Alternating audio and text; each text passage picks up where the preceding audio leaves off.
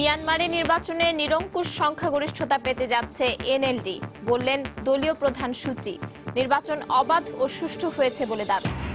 Syria শান্তি আলোচনা মানে আসাদকে ক্ষমতা থেকে সরানো নয়, ল্যাভরভের হুঁশিয়ারি। আইএসের 448টি অবস্থানে রুশ বিমান হামলা। ইসরায়েল ফিলিস্তিন সংকট সমাধানে রাজনৈতিক আলোচনা প্রয়োজন, বললেন ওবামা। ইসরায়েলের অস্তিত্ব মেনে না নেয়ার কারণেই মধ্যপ্রাচ্য সংকট দূর হচ্ছে না, মন্তব্য নেতানিয়াহুর। এবং যুক্তরাষ্ট্রে 50 লাখ অভিবাসীকে বৈধতা দেওয়ার নির্বাহী আদেশের বিরুদ্ধে যুক্তরাষ্ট্রের আদালতের স্থগিতাদেশ।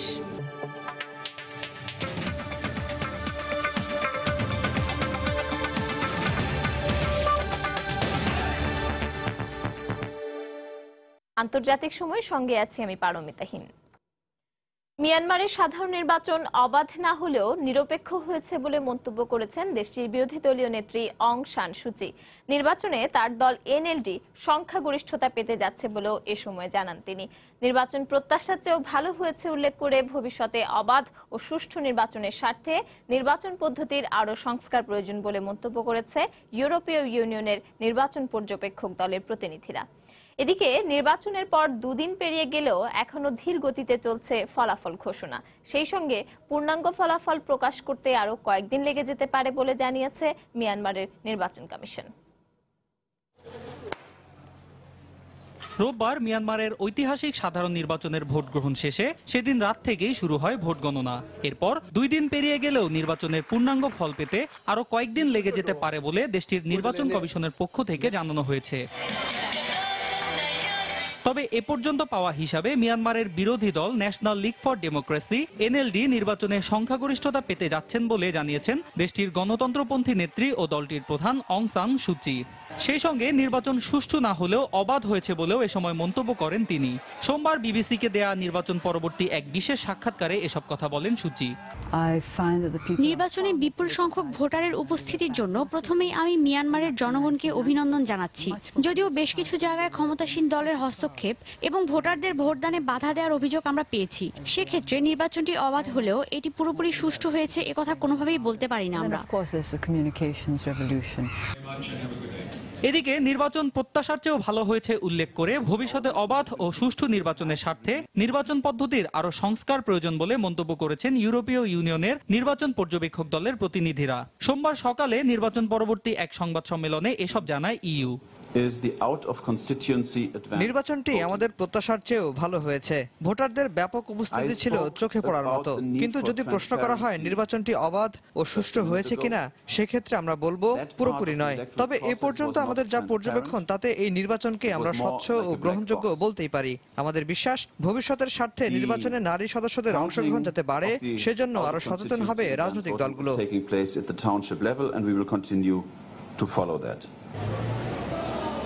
মিয়ানমারের পার্লামেন্টে নিম্নকক্ষের 440 আসনের মধ্যে ভোট হয়েছে 330টিতে এবং উচ্চকক্ষের 224টি আসনের বিপরীতে ভোট অনুষ্ঠিত হয়েছে 168টিতে। দেশটির সংবিধান অনুযায়ী উভয় পরিষদে বাকি আসনগুলো পূরণ করবে সেনাবাহিনীর সদস্যরা। সেক্ষেত্রে সরকার গঠন করতে হলে দুই পরিষদ মিলে এনএলডিকে পেতে হবে কমপক্ষে 330টি আসন, যার চেয়ে অনেক বেশি আসনে তারা জয় পাবে বলে ধারণা করা হচ্ছে। অন্যয় কর্মকার, সময় সংবাদ।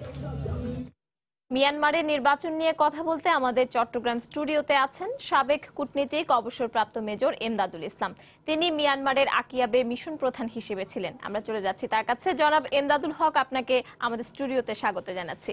আমাদের রিপোর্টটিতে আপনি শুনছিলেন যে নির্বাচনে জয় সুনিশ্চিত জানার পরে সু চি বলেছেন নির্বাচন অবাধ হয়নি, তবে নিরপেক্ষ হয়েছে। ইংরেজিতে যেটি বলা হয়েছে নট ফ্রি বাট ফেয়ার। তো নির্বাচন অবাধ হয়নি বলতে সু চি আসলে কি বুঝিয়েছেন বলে আপনি মনে করছেন?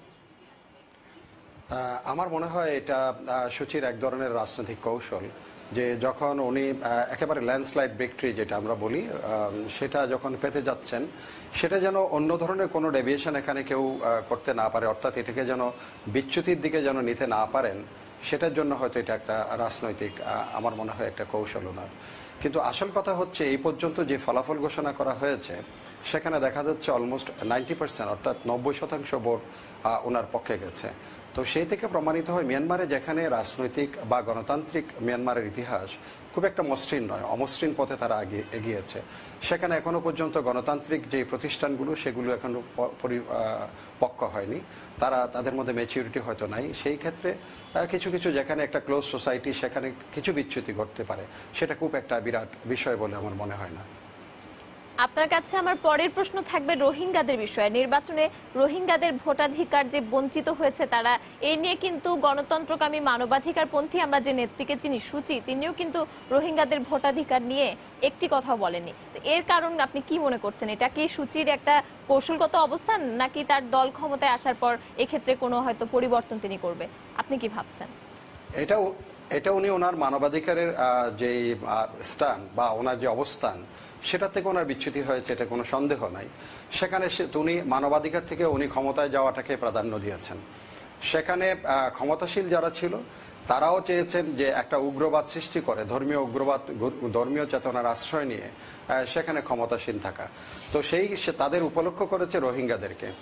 আজকে আমার মনে হয় সুকি সেই জিনিসটা বুঝতে পেরেছিলেন, এদের যে অবস্থান, ওরা যে সেই অবস্থান পিঠে সুচির কৌশল ছিল যে উনিও যদি নিশ্চুপ থাকেন তাহলে হয়তো মিয়ানমারের যেখানে মধ্যে ধর্মীয় উগ্রবাদ যেখানে সৃষ্টি করা হয়েছে সেই উগ্রবাদের আশ্রয় নিয়ে উনিও হয়তো সে উগ্রবাদকে উনি আঘাত করতে চান নাই, সেটার সাথেই চলে গিয়ে উনি এখন সেই পপুলার ভোটটা ওনার পক্ষে টেনে নিয়েছেন। এখন দেখার বিষয় হবে সুচির জন্য সবচেয়ে আমার দৃষ্টিতে দুটা কঠিন পরীক্ষা মুখোমুখি উনি হবেন। একটা হচ্ছে মিয়ানমারের সেনাবাহিনীর সাথে উনি কিভাবে তাল মিলিয়ে চলেন, কিভাবে তাদেরকে ম্যানেজ করেন। কারণ যে যত কথাই বলুক, ইউরোপিয়ান ইউনিয়ন যত কথা বলুক, মার্কিন যুক্তরাষ্ট্র যত কথা বলুক, মিয়ানমারে যদি ক্ষমতাসীন থাকতে হয় বা ক্ষমতার আসনে বসতে হয় তাহলে সেনাবাহিনীকে সেখানে অবশ্যই আস্থায় আনতে হবে। এটা সুখী কোনোদিনই ভুললে চলবে না। এর থেকে 1990 সালেও কিন্তু উনি এর থেকে আরো বেশি বিশাল বিজয় লাভ করেছিলেন, কিন্তু সেনাবাহিনী বিপক্ষে চলে যাওয়াতে সেখানে কিছুই করা যায়নি। না ইউরোপিয়ান ইউনিয়ন করতে পেরেছে, না মার্কিন যুক্তরাষ্ট্র করতে পেরেছে, না বিশ্ব সমাজ কিছু করতে পেরেছে। সুচি সেখানে বন্দী ছিলেন বরাবরই।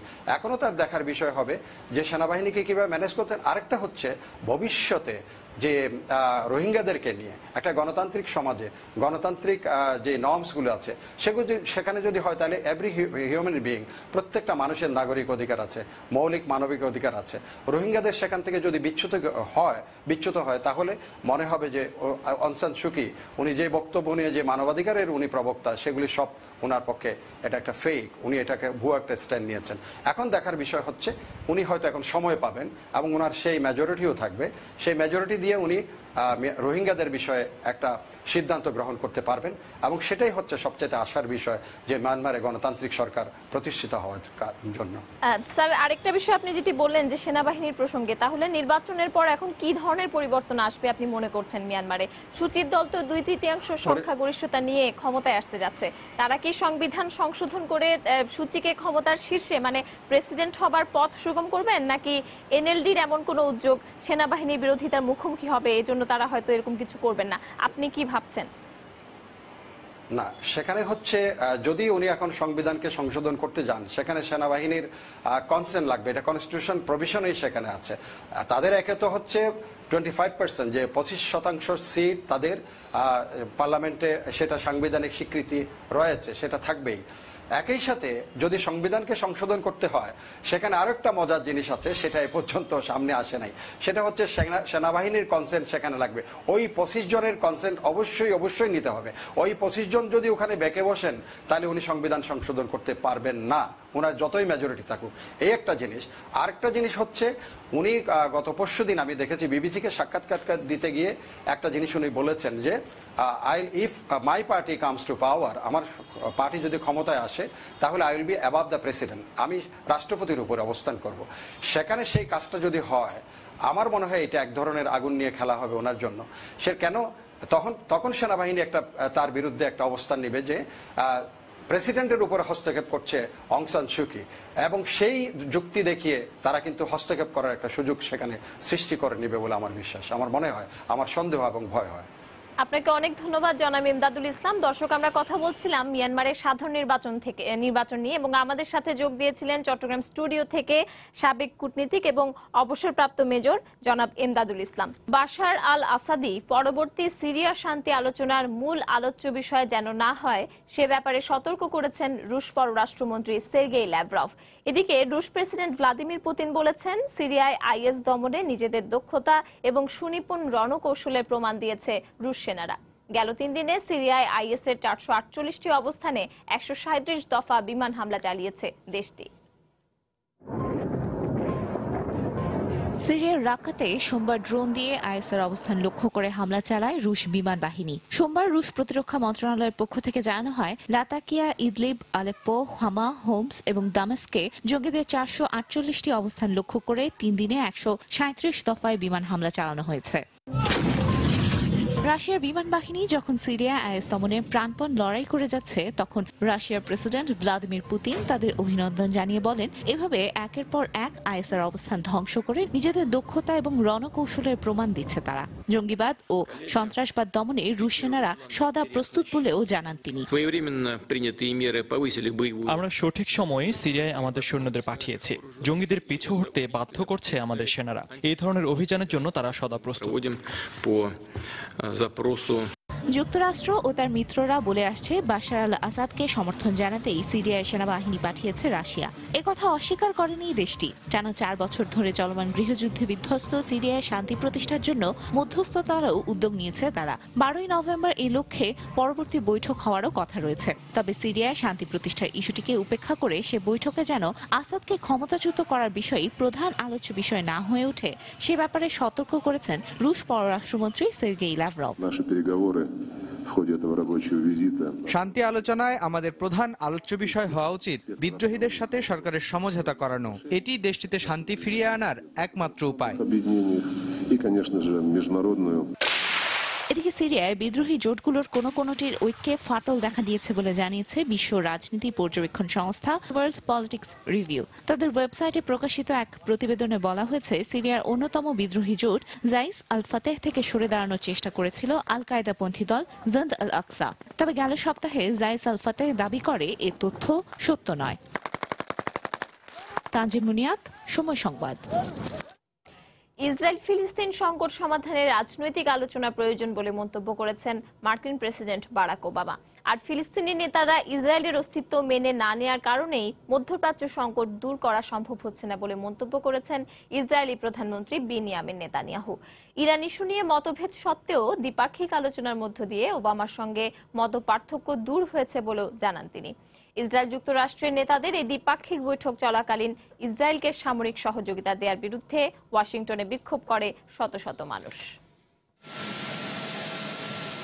ইরানের সঙ্গে যুক্তরাষ্ট্র সহ পশ্চিমা বিশ্বের পরমাণু চুক্তি স্বাক্ষরের পর প্রথমবারের মতো বৈঠকে বসলেন ইসরায়েলি প্রধানমন্ত্রী ও মার্কিন প্রেসিডেন্ট। ওবামা নেতানিয়াহু বৈঠকে দ্বিপাক্ষিক সামরিক সহযোগিতা বিষয়ে আলোচনা হবে, বেশ আগে থেকেই এই বিষয়ে আভাস দিয়ে আসছিলেন নেতানিয়াহু। বৈঠকের পর সাংবাদিকদের তিনি বলেন, ইরান প্রসঙ্গে দ্বিমত পোষণ করলেও নিরাপত্তা বিষয়ে বরাবরই সমন্বয়ের সঙ্গে কাজ করে আসছে যুক্তরাষ্ট্র ও ইসরায়েল। ফিলিস্তিন ও ইরানের মতো রাষ্ট্রগুলোকে ইহুদিদের নিরাপত্তার জন্য হুমকি উল্লেখ করে তিনি বলেন, মধ্যপ্রাচ্য সংকটের মূলে রয়েছে ইহুদি রাষ্ট্রকে স্বীকৃতি দিতে না চাওয়ার নীতি। শুরু থেকেই নিজেদের নিরাপত্তা রক্ষায় ইসরায়েলকে যে সংগ্রাম করতে হচ্ছে তাতে সহায়তা দিয়ে আসছে যুক্তরাষ্ট্র। আমরা ভবিষ্যতেও যুক্তরাষ্ট্রের কাছে এই সহায়তা প্রত্যাশা করছি। আর ইসরায়েল ফিলিস্তিন সংকট নিরসনে আমরাও আলোচনা করতে চাই। তবে এজন্য অবশ্যই ফিলিস্তিনি নেতাদের মেনে নিতে হবে যে ইসরায়েলকে স্বীকৃতি দেওয়া ছাড়া তারাও একটি সার্বভৌম রাষ্ট্র প্রতিষ্ঠা করতে পারবে না। প্রেসিডেন্ট ওবামা ইসরায়েলিদের উপর ছুরি হাতে হামলার নিন্দা জানিয়ে বলেন, দ্বিরাষ্ট্র সমাধানের আলোকে দুটি স্বাধীন রাষ্ট্র প্রতিষ্ঠার জন্য দুদেশের মধ্যে আরো গঠনমূলক রাজনৈতিক আলোচনা হওয়া প্রয়োজন। ইসরায়েল বা যুক্তরাষ্ট্রের কেউই চায় না ইরান পারমাণবিক বোমা তৈরিতে সক্ষম হোক। সুতরাং নিরাপত্তা ক্ষেত্রে আমাদের কিছু অভিন্ন স্বার্থ রয়েছে। কাজেই আমরা চেষ্টা করছি আলোচনার মধ্যে দিয়ে আমাদের মতপার্থক্য দূর করতে। মধ্যপ্রাচ্য সংকটও শান্তিপূর্ণ রাজনৈতিক আলোচনার মধ্য দিয়ে নিরসন সম্ভব বলে আমরা বিশ্বাস করি। ওবামা ও নেতানিয়াহু মুখে মতপার্থক্য ঘুচানোর কথা বললেও গণমাধ্যম জানায় নিরাপত্তা খাতে এবারও আশানুরূপ সহযোগিতার প্রতিশ্রুতি আদায় করতে পারেননি নেতানিয়াহু। হোয়াইট হাউস মুখপাত্রের বরাত দিয়ে ইরানের প্রেস টিভির খবরে বলা হয়, এবারের বৈঠকে নেতানিয়াহু আগামী 10 বছর নিরাপত্তা খাতে বার্ষিক $500 কোটি সহায়তা চাইলেও তা দিতে অস্বীকৃতি জানিয়েছে ওয়াশিংটন। ওবামার সঙ্গে বৈঠক থেকে ইসরায়েলের জন্য তেমন কিছু অর্জন করতে পারেননি নেতানিয়াহু, এমন কথা বলছেন ইসরায়েলের সংবাদকর্মীরাও। সোমবার MSNBCর রাজনৈতিক ভাষ্যকার রুলা জাব্রিয়েল এক সাক্ষাৎকারে বলেন, ইরানের সঙ্গে পরমাণু চুক্তি বাতিল করানোর উদ্দেশ্য নিয়ে ওয়াশিংটনে এসেছিলেন নেতানিয়াহু, তবে তা ব্যর্থ হয়ে গেছে। ফিলিস্তিনে হত্যাকাণ্ড চালিয়ে নেতানিয়াহু বারবার পার পেয়ে যাচ্ছেন বলেও মন্তব্য করেন তিনি। নেতানিয়াহু একবার ইরান চুক্তি বানচাল করতে ওয়াশিংটনে এসে ব্যর্থ হয়ে ফিরে গেছেন, আবার এসেছেন মার্কিন প্রেসিডেন্টের কাছে সামরিক সহযোগিতা চাইতে। তিনি নিজেকে এমনকি মার্কিন প্রেসিডেন্টকেও এর মধ্য দিয়ে অপমানিত করছেন। এদিকে ওবামা নেতানিয়াহুর বৈঠক নিয়ে সন্তুষ্ট নন ওয়াশিংটনের অনেক বাসিন্দা। সোমবার বৈঠকের সময় ইসরায়েলকে সামরিক সহযোগিতা দেওয়ার বিরুদ্ধে বিক্ষোভ সমাবেশে অংশ নেয় শত শত মানুষ। ইসরায়েল ফিলিস্তিনে অবৈধ দখলদারিত্ব চালাচ্ছে বলেও অভিযোগ করে বিক্ষোভকারীরা। সঞ্জিদা ইসলাম, সময় সংবাদ। আন্তর্জাতিক সময় আরো দেখবেন। প্রেসিডেন্ট নির্বাচনের 1 বছর বাকি থাকতেই সরগরম যুক্তরাষ্ট্রের রাজনীতির মাঠ, জোর প্রচারে মনোনয়ন প্রত্যাশী প্রার্থীরা।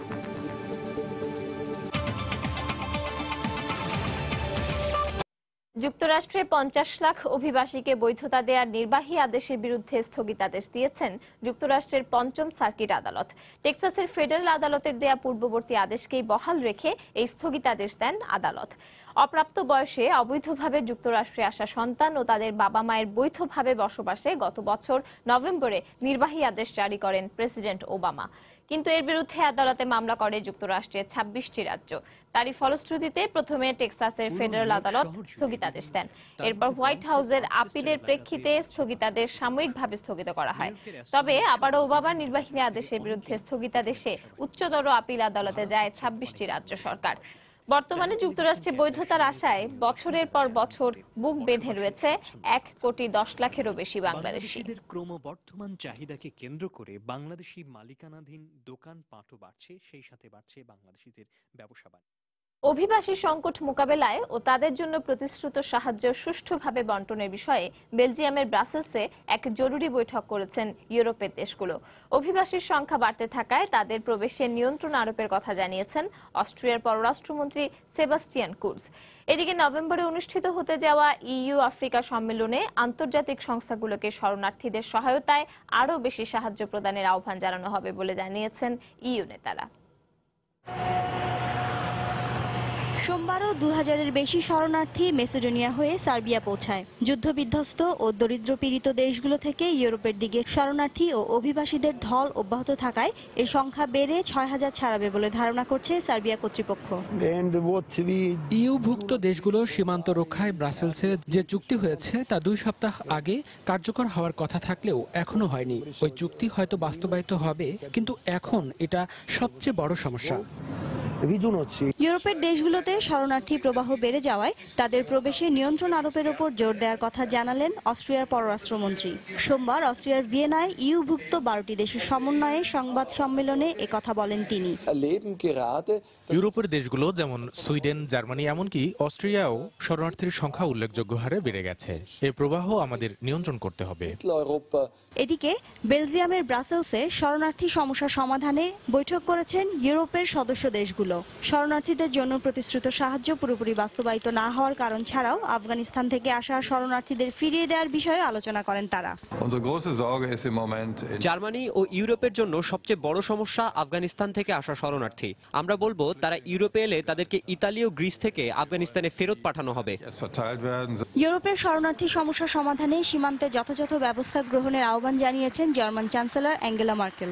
সোমবার জার্মানির শিওরিন শহরে খ্রিস্টান ডেমোক্রেটিক ইউনিয়ন পার্টির আয়োজিত এক অনুষ্ঠানে তিনি একথা জানান। তিনি আরো বলেন, শরণার্থীদের সুষ্ঠু বন্টন হওয়াটাই আমাদের লক্ষ্য। সীমান্ত নিয়ন্ত্রণে আমরা যেসব ব্যবস্থা নিয়েছি তা স্থল সীমান্তে কিছুটা কার্যকর হলেও জলসীমায় হয়নি। লিবিয়া ও ইতালির চেয়ে গ্রিস ও তুরস্ক সীমান্তে আমরা আরো বেশি সুব্যবস্থাপনা আশা করব, কেননা এ দুটি দেশ ন্যাটোর অন্তর্ভুক্ত। শরণার্থীদের সহায়তায় প্রতিশ্রুত 280 কোটির মধ্যে 50 কোটি ইউরো সহায়তা দিয়েছে ইউভুক্ত দেশগুলো। চলতি বছরের 12 নভেম্বর মাল্টায় অভিবাসী বিষয়ে ইউ এর সঙ্গে আফ্রিকার সম্মেলনে শরণার্থী তহবিলে আন্তর্জাতিক সংস্থাগুলোকে আরো বেশি সহায়তা দেওয়ার আহ্বান জানাবেন ইউ নেতারা। শিরিন আক্তার, সময় সংবাদ।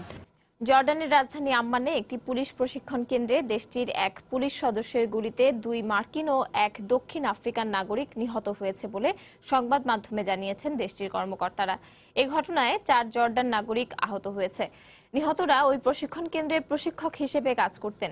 জর্ডান সরকারের মুখপাত্র মোহাম্মদ মোমানি বলেন, পরে সহকর্মীদের হাতে নিহত হয়েছে ওই পুলিশ সদস্য। তবে জর্ডান নিরাপত্তা বাহিনীর বরাতে আন্তর্জাতিক সংবাদ মাধ্যমগুলো জানায় বন্দুকধারী নিজেই গুলি করে আত্মহত্যা করেছে। কী কারণে ওই বন্দুকধারী গুলি চালিয়েছে তা এখনো জানা যায়নি। যে আইটিসি নামে পুলিশ প্রশিক্ষণ কেন্দ্রটি যুক্তরাষ্ট্রের তত্ত্বাবধানে নির্মিত হয়েছে। এদিকে মার্কিন প্রেসিডেন্ট বারাক ওবামা বলেছেন তার প্রশাসন এই হত্যাকাণ্ডকে খুব গুরুত্ব সহকারে দেখছে এবং ঘটনার তদন্ত চলছে।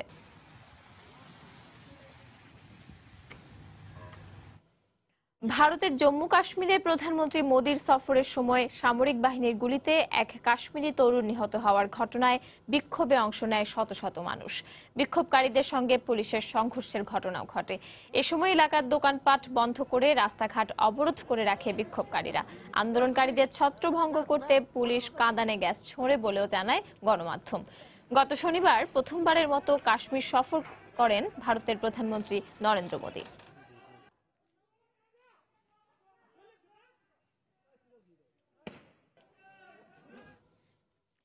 বিভিন্ন ইস্যুতে বেশ কদিন ধরেই ভারত পাকিস্তানের কাশ্মীর সীমান্তে উত্তেজনা দেখা দিয়েছে। সম্প্রতি জম্মু কাশ্মীরে কয়েকজন বিচ্ছিন্নতাবাদী জঙ্গি ধরা পড়ায় দুদেশের সম্পর্ক আরো উত্তপ্ত হয়ে উঠেছে। এরই মধ্যে শোনা গেল এক অন্যরকম জঙ্গির গল্প, সন্ত্রাসবাদের পথ ছেড়ে যিনি যোগ দিয়েছেন ভারতীয় পুলিশ বাহিনীতে। পাক ভারত সীমান্তের জম্মু কাশ্মীর রাজ্যের পুঞ্চ জেলার সুরানকোট এলাকার ছেলে নূর আহমেদ বর্তমানে ভারতীয় পুলিশের বিশেষ কর্মকর্তা হিসেবে কাজ করছেন নিজ এলাকাতেই। কিন্তু 8-10টা মানুষের মতো সাধারণ নয় তার জীবনটা।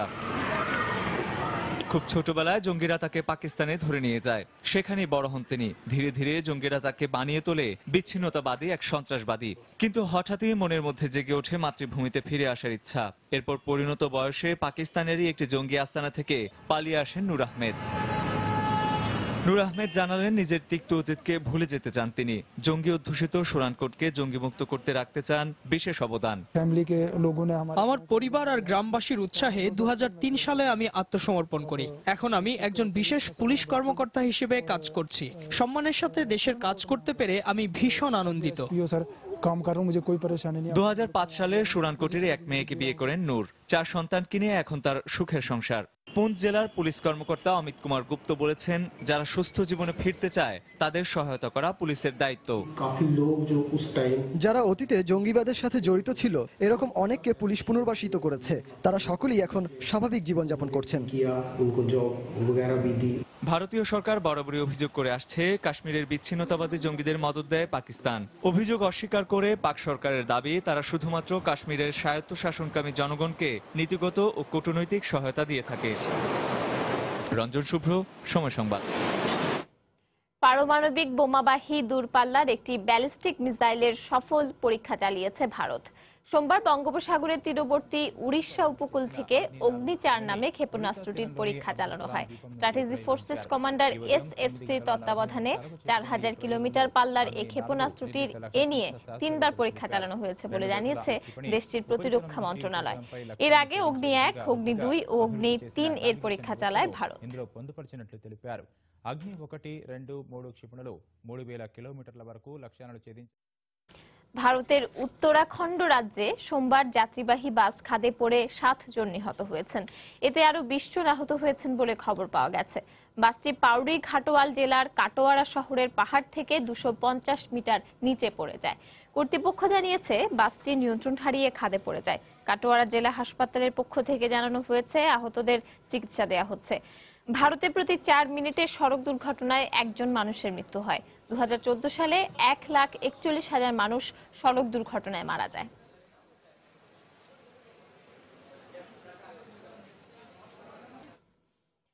তামিলনাড়ুর পর ভারতের দক্ষিণাঞ্চলীয় শহর চেন্নাইয়ে ঘূর্ণিঝড়ের সতর্কতা জারি করা হয়েছে। বঙ্গোপসাগরে সৃষ্ট গভীর নিম্নচাপটি আরও শক্তিশালী হওয়ায় এই সতর্কতা জারি করল দেশটির আবহাওয়া বিভাগ। সাগর শান্ত হওয়ার আগ পর্যন্ত মাছ ধরা নৌকাগুলোকে উপকূলেই থাকতে বলা হয়েছে।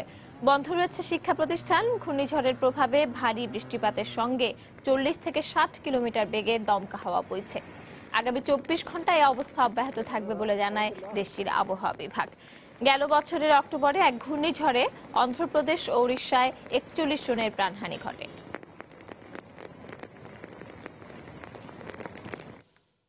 ভারতবর্ষ থেকে চুরি হওয়া 1200 কোটি টাকা মূল্যের কোহিনূর হীরাটি ব্রিটিশ সরকারের কাছ থেকে ফিরিয়ে আনার আইনি লড়াই শুরু করতে যাচ্ছে বলিউড তারকা ও ব্যবসায়ীদের একটি দল।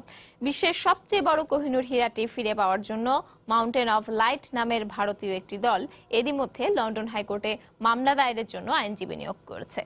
দলটির পক্ষ থেকে দাবি করা হয়েছে, ব্রিটিশ ঔপনিবেশিক শাসনামলে 105 ক্যারেট ওজনের কোহিনূর হীরাটি চুরি করে নিয়ে যায় ব্রিটিশ শাসকরা। 1953 সালে রানী এলিজাবেথের মুকুটে কোহিনূর হীরাটি দেখা যায়।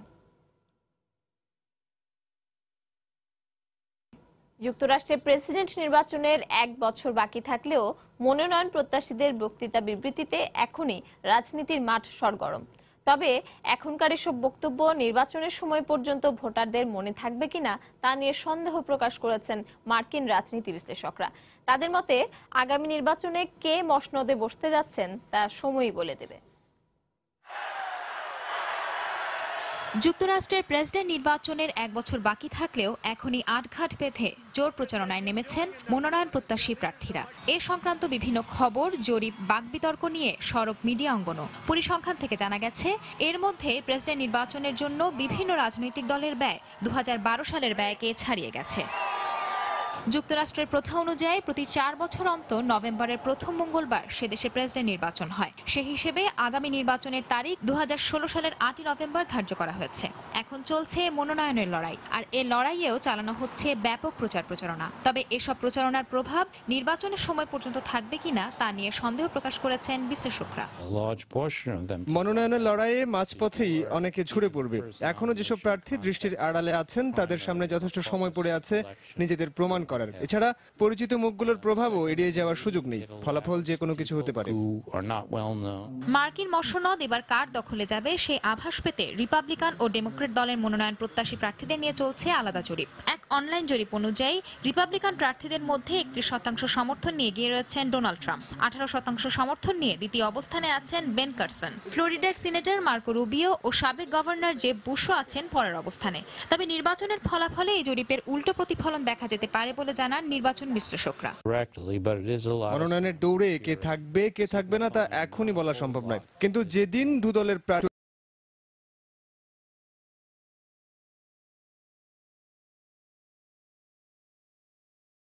ছিল, তবে এবারের বিষয়টি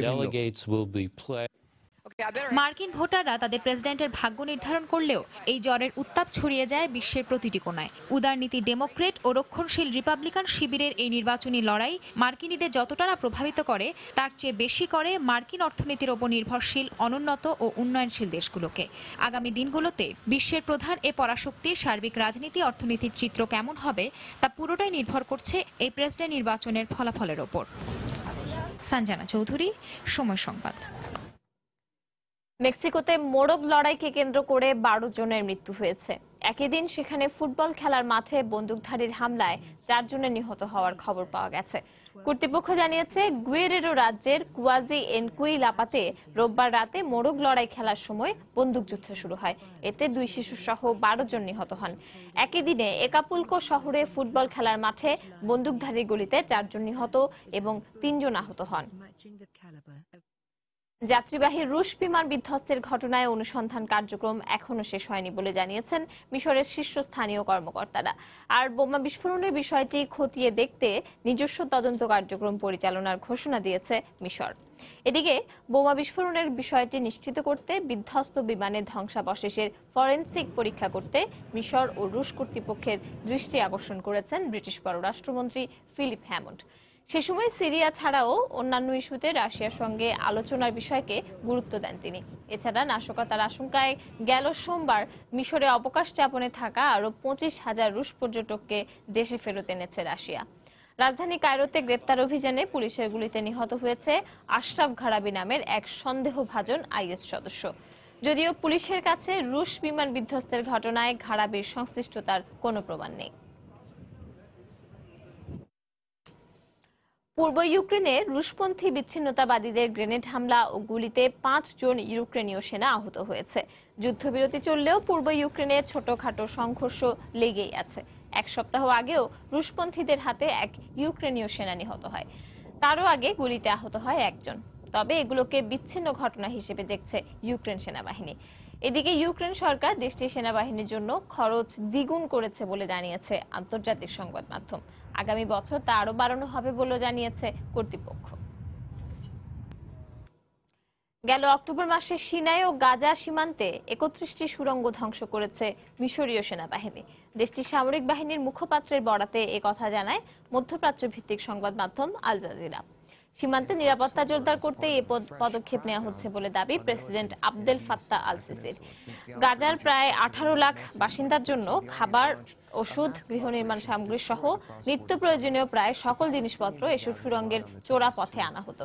জাতিসংঘ জানায় গাজায় বসবাসকারী অন্তত 72% পরিবারই খাদ্য নিরাপত্তাহীনতার মধ্যে দিন কাটাচ্ছে। সুড়ঙ্গ ধ্বংসের ঘোষণা এমন এক সময় প্রচার করে মিশর, যখন রাজধানী কায়রো সফর করছেন ফিলিস্তিনের president Mahmoud Abbas. These days you can see Egyptian bulldozers destroying tunnels which have pointed their guns. Saudi আরবে চলতি বছরে গত 2 দশকের মধ্যে সবচেয়ে বেশি মানুষের প্রাণদণ্ড কার্যকর করা হয়েছে বলে জানিয়েছে আন্তর্জাতিক মানবাধিকার সংস্থা অ্যামনেস্টি ইন্টারন্যাশনাল। এ পর্যন্ত দেশটিতে 71 বিদেশি সহ অন্তত 151 ব্যক্তির প্রাণদণ্ড কার্যকর করা হয়েছে বলে জানায় তারা। অ্যামনেস্টি আরও জানায়, মূলত উন্নয়নশীল দেশ থেকে আগত অভিবাসী শ্রমিকরা সৌদি আরবে খারাপ পরিস্থিতির মুখে পড়ে। সাধারণভাবে তাদের আরবি ভাষা জ্ঞান না থাকায় বিচারের সময় পর্যাপ্ত সুযোগও তাদের দেওয়া হয় না। এবছর যাদের মৃত্যুদণ্ড কার্যকর হয়েছে তাদের মধ্যে অনেকেই আন্তর্জাতিক মানবাধিকার আইনের মাপকাঠিতে প্রাণদণ্ড দেওয়ার পর্যায়ে অপরাধ করেনি বলে অভিযোগ করে অ্যামনেস্টি। গত বছর 90 জন ব্যক্তির প্রাণদণ্ড কার্যকর করে সৌদি আরব। এবছর এই সংখ্যা 68% বেড়েছে বলেও জানায় অ্যামনেস্টি। ইয়েমেনের শক্তিশালী ঘূর্ণিঝড়ের আঘাতে এ পর্যন্ত 2 জনের মৃত্যুর খবর পাওয়া গেছে। ঘূর্ণিঝড়ের ফলে সেখানে প্রচন্ড বাতাস ও ভারী বৃষ্টিপাত হয়। এরই মধ্যে জাতিসংঘ ও প্রতিবেশী দেশ ওমানের কাছে জরুরি ত্রাণ সহায়তার আবেদন করেছে দেশটির সরকার। এডেনের পূর্ব উপকূলীয় অঞ্চলে মঙ্গলবার আঘাত হানার পর ঘূর্ণিঝড়টি দুর্বল হয়ে যাবে বলে ধারণা করা হচ্ছে। গত সপ্তাহে ঘূর্ণিঝড় চাপালায় ইয়েমেনে 8 জন নিহত হয়।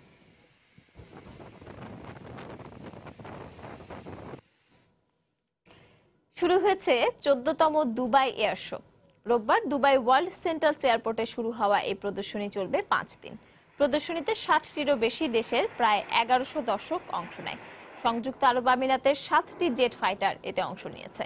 এছাড়া 160টিরও বেশি যুদ্ধ বিমান প্রদর্শনীর জন্য রাখা হয়েছে, যার 1/3 মধ্যপ্রাচ্যের। নতুন গঠিত ইউএই স্পেস এজেন্সির একটি 3D প্রিন্ট প্যাভিলিয়নও থাকছে প্রদর্শনীতে। প্রদর্শনীর অন্যতম প্রধান আকর্ষণ আরব গালফ ক্যারিয়ারের নতুন বিমান। ধারণা করা হচ্ছে মধ্যপ্রাচ্যের ক্রমবর্ধমান বিমান শিল্পকে উপস্থাপন করতে প্রদর্শনীটি গুরুত্বপূর্ণ ভূমিকা রাখবে।